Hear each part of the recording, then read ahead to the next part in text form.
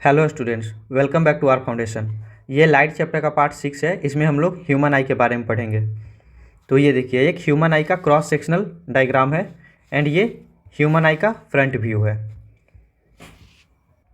Human आई एक ball shaped का structure होता है जिसका एक पार्ट बल्जिंग शेप का होता है। बल्जिंग शेप मतलब बाहर निकला हुआ शेप होता है। तो ये जो पार्ट हम लोगों को बाहर से आँख दिखाई देता है ये बल्जिंग शेप का होता है। ये देखिए, जो पार्ट हम लोगों को सामने से दिखाई देता है इसका शेप जो होता है इस तरह से बल्ज्ड होता है। तो अब हम लोग ह्यूमन आई के वेरियस स्ट्रक्चर को देखेंगे, इसके वेरियस पार्ट्स को देखेंगे। तो ये देखिए, जो आउटर मोस्ट पार्ट होता है आई का ये ट्रांसपेरेंट होता है एंड इसको कॉर्निया कहा जाता है। ये RNN है, CORNEA।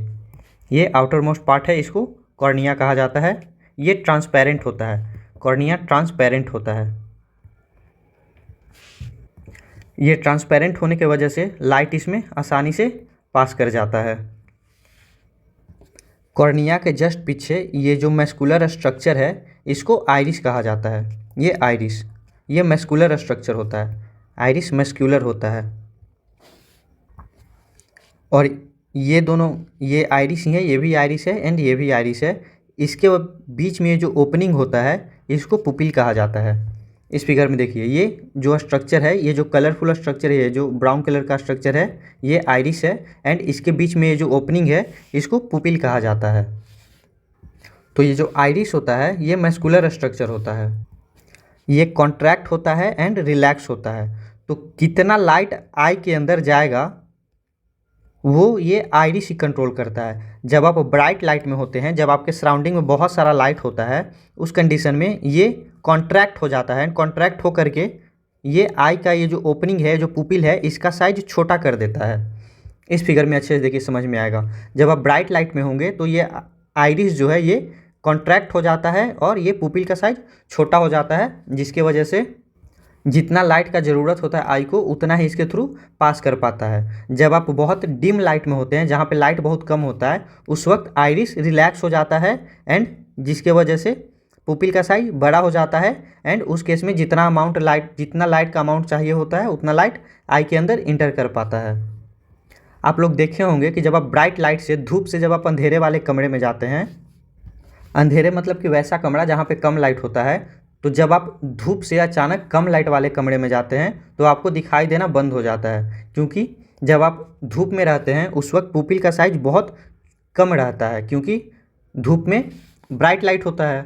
तो उस वक्त ये आइरिस कॉन्ट्रैक्टेड रहता है, जिसके वजह से पुपिल का साइज कम रहता है। और फिर जब आप अचानक से डिम लाइट वाले रूम में चले जाते हैं उस वक्त पुपिल का साइज कम होने की वजह से जितना लाइट आँख को चाहिए होता है उतना लाइट इसमें इंटर नहीं कर पाता, जिसके वजह से कुछ देर तक हम लोगों को, जब आप ब्राइट लाइट से डिम लाइट वाले कमरे में जाते हैं तो कुछ देर तक के लिए दिखाई नहीं देता है। या फिर इसका उल्टा भी होता है, जब आप अंधेरे में होते हैं उस वक्त आपका पुपिल रिलैक्स्ड रहता है। आप अंधेरे में हैं मतलब वहाँ पे लाइट बहुत कम है। अंधेरे का मतलब डिम लाइट ही समझिएगा, जहाँ पे कम रोशनी हो। तो उस केस में पुपिल, आइरिस रिलैक्स होता है एंड पुपिल का साइज बड़ा होता है। तो जब आप अचानक से डिम लाइट वाले कमरे से ब्राइट लाइट में जाते हैं उस वक्त आँख अपने आप बंद हो जाता है, क्योंकि जैसे ही आप ब्राइट लाइट में जाते हैं उस वक्त बहुत सारा लाइट आपके आँखों के अंदर सडन जाने लगता है, जिसके वजह से आइज जो है अनकंफर्टेबल फील करने लगता है, जिसके वजह से ऑटोमेटिक आप अपने आँख को बंद कर लेते हैं। और फिर धीरे धीरे आपका पुपिल जो है छोटा होते जाता है, आइरिस कॉन्ट्रैक्ट होते जाता है बाहर में जो लाइट होता है उसके अकॉर्डिंग। एंड फिर धीरे धीरे जब आप आँख खोलते हैं तो फिर आप वहाँ पे अच्छे से चीज़ों को देख पाते हैं। एंड ये आइरिस जो है आँखों को कलर भी यही देता है। आप सुने होंगे किसी का आँख जो है ब्राउन कलर का होता है, किसी का वाइट कलर का होता है। एक्चुअली वाइट उसको नहीं कह सकते, ग्रे कलर का होता है। बहुत कम लोगों का होता है, जनरली लोगों का ब्राउन कलर का होता है। सॉन्ग भी सुना है आप, ब्लू आइज हिप्नोटाइज वाला, उसमें ये जो कलर जो आइज को देता है वो आइरिस ही देता है। यही कलरफुल मस्कुलर स्ट्रक्चर होता है। तो जनरली आइरिस जो है ब्राउन या ब्लैक कलर का होता है।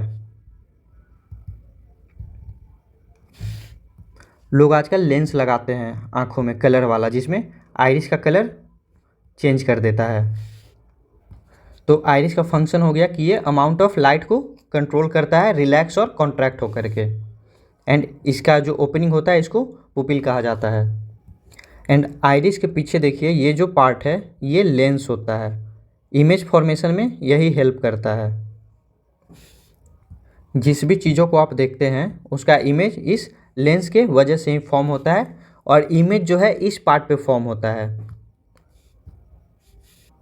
ये देखिए जो बैक में जो रेड कलर का पार्ट है इसको रेटिना कहा जाता है, इसको स्क्रीन कहा जाता है आई का, जिस पे इमेज फॉर्म होता है। जिस ऑब्जेक्ट को आप देखते हैं उसका इमेज इस रेटिना पे फॉर्म होता है इस लेंस के वजह से। इमेज फॉर्म होता है रेटिना पे बट फॉर्म होता है लेंस के वजह से। एंड ये लेंस देखिए इस सिलियरी मसल से हेल्ड होता है, ये सिलियरी मसल से इसको कहा जाता है जो कि लेंस को पकड़े होता है। एंड इस सिलियरी मसल्स का काम होता है लेंस के साइज को कम या ज़्यादा करना। जब दूर की चीज़ों को आप देख रहे होते हैं उस वक्त सिलियरी मसल जो है रिलैक्स हो जाता है एंड लेंस फ्लैट हो जाता है। फ्लैट होने की वजह से दूर की चीज़ों को देख पाते हैं आप। एंड जब आपको नियर बाई ऑब्जेक्ट को देखना होता है, पास के ऑब्जेक्ट को देखना होता है, उस केस में सिलियरी मसल जो है कॉन्ट्रैक्ट करता है एंड लेंस को थिक कर देता है। एंड जब लेंस थिक हो जाता है इस केस में आप नज़दीक वाले चीज़ों को अच्छे से देख पाते हैं।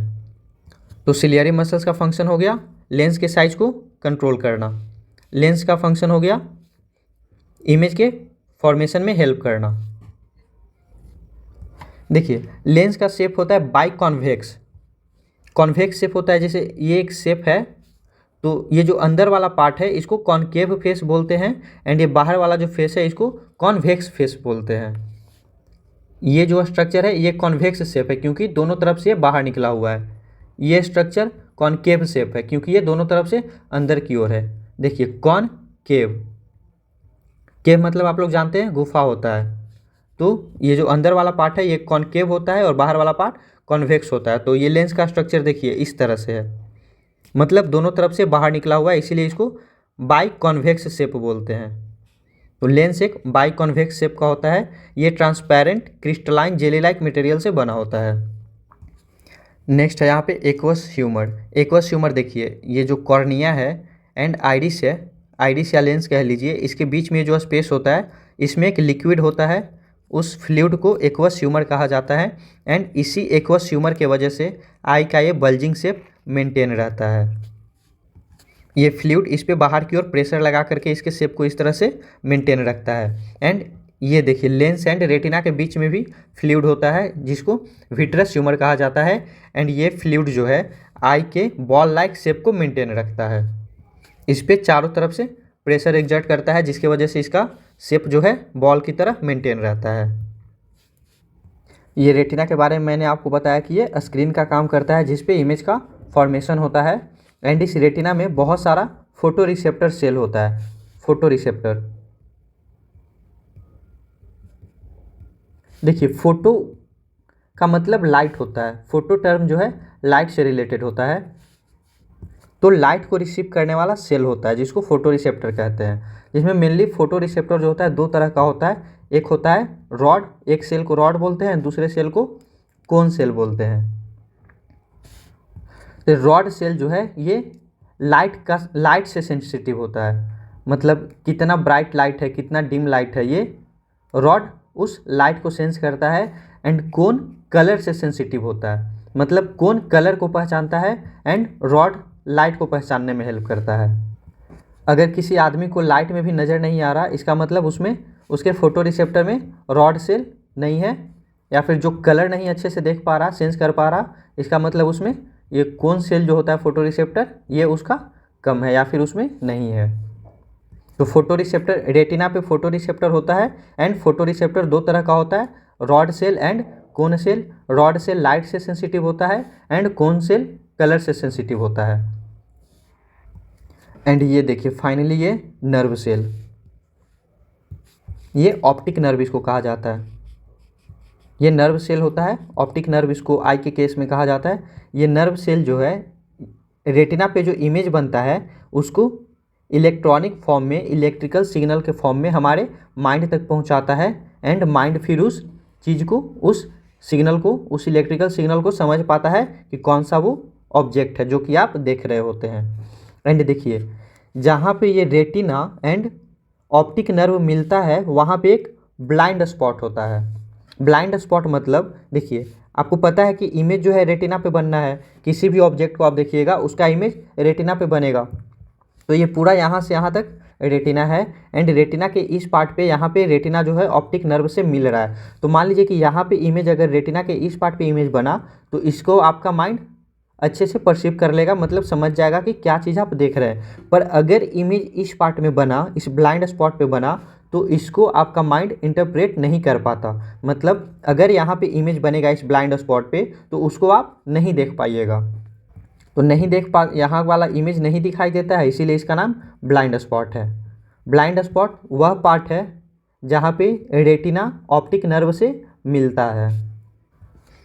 आप इस फिगर में ये जो डॉट है, ब्लैक डॉट जो है बड़ा वाला, इसको ध्यान से देखिए। एक आंख बंद करके देखिए, इसको आप ध्यान से देखते रहिए एक आंख बंद करके। जैसे जैसे मूव कर रहा है आप इसको देखते रहिए। यहाँ पे वापस आएगा ये जब यहाँ पे वापस आ जाएगा बॉल, फिर यहाँ से इस तरह मूव करने लगेगा। तो आप एक आंख बंद करके इसको देखिएगा। एक समय ऐसा आएगा कि ये जो स्मॉल जो ब्लैक डॉट है ये आपको दिखाई देना बंद हो जाएगा। जब ये आपको दिखाई देना बंद हो जाए उस वक्त समझ लीजिएगा कि इसका इमेज आपके ब्लाइंड स्पॉट पे बन रहा है। अच्छे से ऑब्जर्व कीजिए इसको, फिर से देखिएगा। जैसे बॉल इधर जाने लगेगा आप अपना एक आंख बंद करके देखिए इसको। आपको ध्यान इस बॉल पे देना है। आपको ये बॉल नज़र आते रहेगा, पर जैसे जैसे ये दूर जाते रहेगा आपको ये दिखाई देना बंद हो जाएगा। एंड जब ये दिखाई देना बंद हो जाए उस वक्त समझ लीजिए कि इसका इमेज जो है आपके ब्लाइंड स्पॉट पे बना है।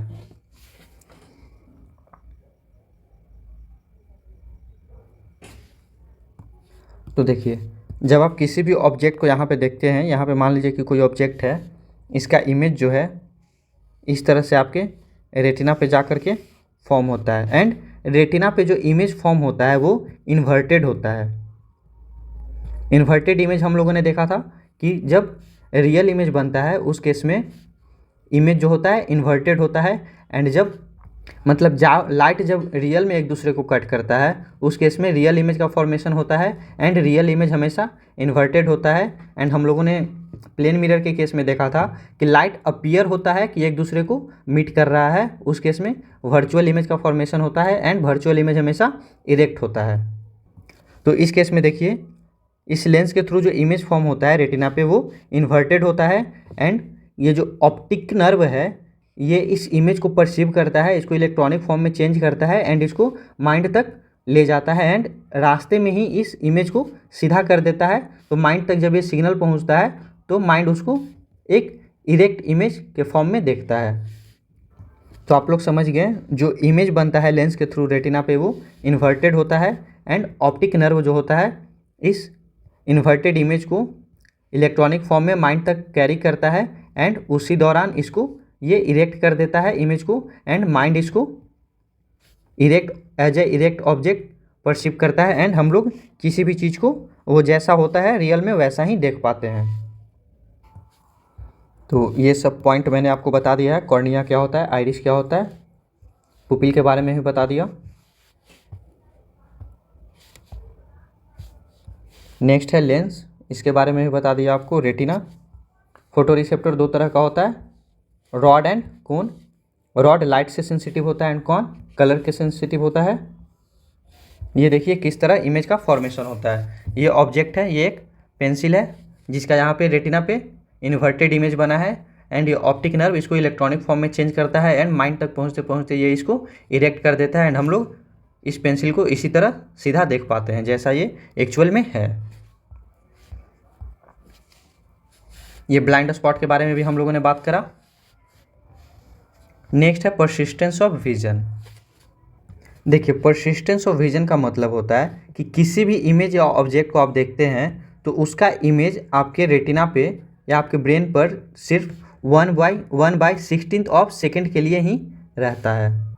मतलब अगर आप किसी ऑब्जेक्ट को देखिएगा और उसको तुरंत वहाँ से अपने आई को हटा लीजिएगा तो भी उस ऑब्जेक्ट का इमेज आपकी आंखों पे 1/16 सेकेंड के लिए रहता है।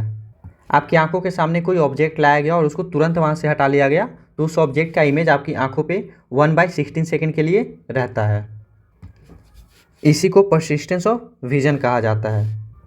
तो जब आपके आँखों के सामने किसी भी ऑब्जेक्ट को अगर 1/16 सेकेंड से कम के लिए रखा जाएगा, मतलब आपकी आंखों के सामने जल्दी जल्दी नए नए ऑब्जेक्ट लाते रहा जाएगा, 1/16 सेकेंड से भी कम टाइम में आपकी आंखों के पास बहुत सारा ऑब्जेक्ट अगर इससे कम इंटरवल पे लाते रहा जाएगा तो आपको वो ऑब्जेक्ट का इमेज नहीं बल्कि वीडियो नज़र आएगा। आपको लगेगा कि आप इमेज नहीं एक वीडियो देख रहे हैं।